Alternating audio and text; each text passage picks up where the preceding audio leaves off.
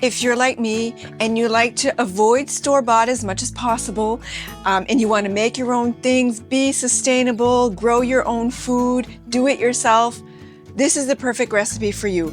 Pesto is so easy to make. It's just a few simple ingredients, put everything together in a blender, and it's done. So let me show you how I'm going to do that. First, I need to trim my basil. I need 2 cups of basil, so let me get that done.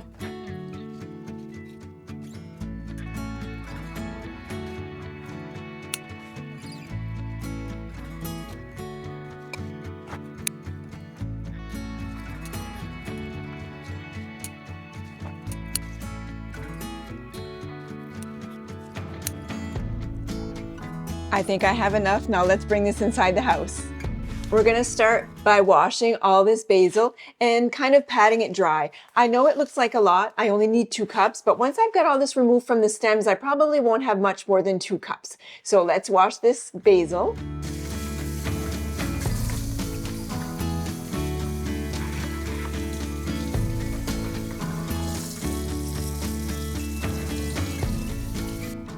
Now this part is probably what takes the longest when it comes to making your pesto, is separating the leaves from the stems. So you want to remove the larger stems and just keep most of the leaves, and it's okay to leave the small stems, but you don't want the big center stem. So now we're going to take this all apart. If I have more than 2 cups, perfect. I will make more pesto because you can't have enough pesto.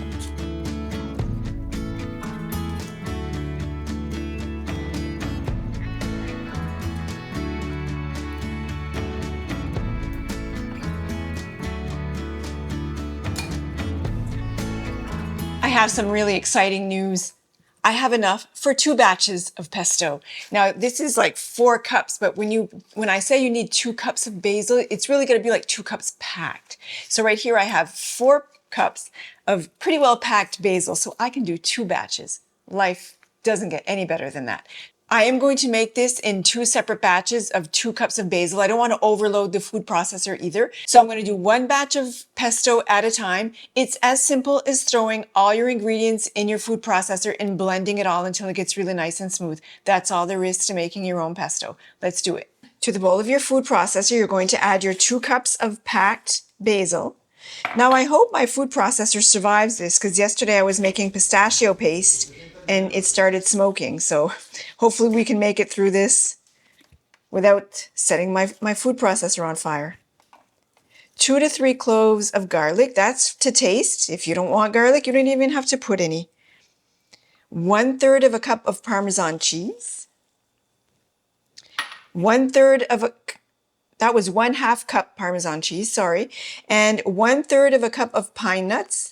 This is the second batch I make. The first batch I made a few weeks ago, I didn't have pine nuts, I used walnuts. That's fine. You can also use cashews if you like, sunflower seeds. You can substitute the pine nuts for any other nut that you would like. So all we need to do now is pop the cover on, save the oil for the last. We drizzle the oil in after everything is well blended together. So let's hope I don't set the house on fire.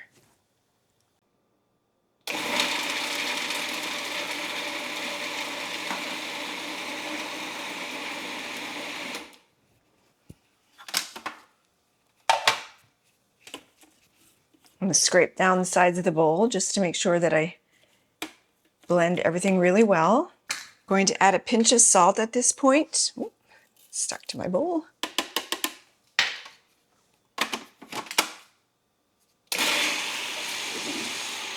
You're going to incorporate your oil until the pesto reaches the desired consistency. I'm only putting in 1/2 cup of a really good quality olive oil. If you like, you're going to see that my pesto is going to be quite thick. And this is how I want it, especially to freeze it. And the reason why is that if I want to use it like for an inclusion for bread or to put it inside of a meat, which I think I'm going to do for supper, like a pesto infused chicken, so good. If there's too much oil, it really kind of makes a mess. So it's great that you can control the amount of oil that you put in your pesto. And you can always add more oil once you thaw out your pesto for whatever recipe. Like if you want to make like a pasta, you want your pesto to be more oily, a little more thin. You don't want a thick pesto in your noodles. So I'm going to now add in the oil.